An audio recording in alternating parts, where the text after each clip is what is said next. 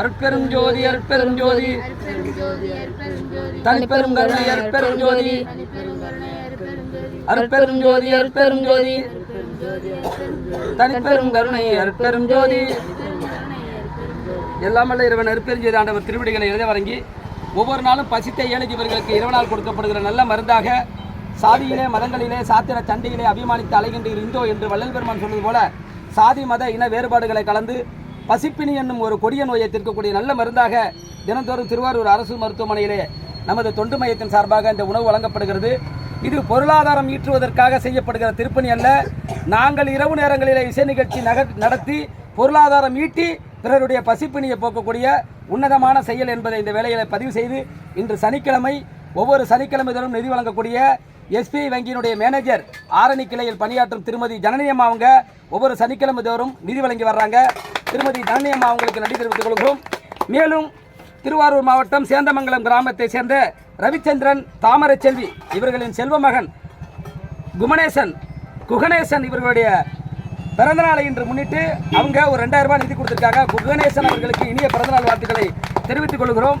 அருட்பெருஞ்சோதி திருவருளால் இந்த தொண்டு மையத்தில் நடக்கக்கூடிய இந்த புனிதமான செயலை பார்த்து மாதாந்திர கொடையாளர் ஒவ்வொரு மாதமும் தவறாமல் நமக்கு நிதி வழங்கக்கூடிய திருவாரூர் பவித்திரமாணிக்கத்தை சேர்ந்த குருமூர்த்தி ஐயா அவர்கள் இந்த மாதத்திற்கான நிதி ரூபாய் 2000 கொடுத்திருக்கிறார். ஆக மொத்தம் இன்று மட்டும் ஒரு 5000 ரூபாய் நமக்கு வள்ளலார் தொண்டு மையத்திற்கு நிதியாக கிடைத்திருக்கிறது. அந்த நிதியை கொண்டு இந்த திருப்பணியை செய்து வருகிறோம். குறைஞ்சபட்சம் ஒரு நாளைக்கு 7000 ரூபாய் இல்லாமல் இந்த சாப்பாட்டில் கைய வைக்க முடியாது.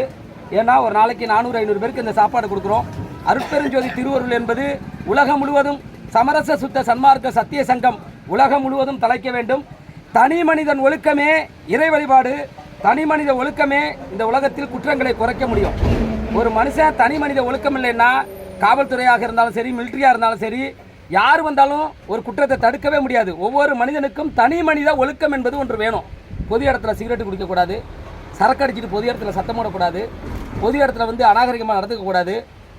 நம்ம வீட்டு குழந்தைகளை நம்ம கண்ணியமாக வளர்க்கணும். படிப்பு தான் முக்கியத்துவம் என்பதை சொல்லிக் கொடுக்கணும். ஆன்ஸு போடக்கூடாது, கஞ்சா அடிக்கக்கூடாது, மது குடிக்கக்கூடாது, சிகரெட்டு குடிக்கக்கூடாது போன்ற தனி மனித ஒழுக்கத்தை எவன் கடைபிடித்து வாழ்கிறானோ அப்பொழுது அவங்க வீட்டில் குற்றம் குறையும். அவங்க வீட்டில் நடக்கக்கூடிய குற்றம் குறையும் போது அது நாட்டில் உள்ள அனைவருக்கும் சுகமாக இருக்கும். நாட்டில் உள்ள குற்றங்கள் குறையும். தனி மனிதன் ஒழுக்கம் இல்லாத வரை எந்த அரசாங்கம் மாறி மாறி வந்தாலும் குற்றம் நடைபெற்று கொண்டுதான் இருக்கும். சரக்கு அடிக்காதுன்னு சொல்றதை விட சரக்கு விற்காம இருந்தால் அவன் குடிக்க போறதில்லை. ஒரு பொருள் இருக்கும் பொழுதுதான் அதை நாடி ஒரு மனிதன் போக போறான்.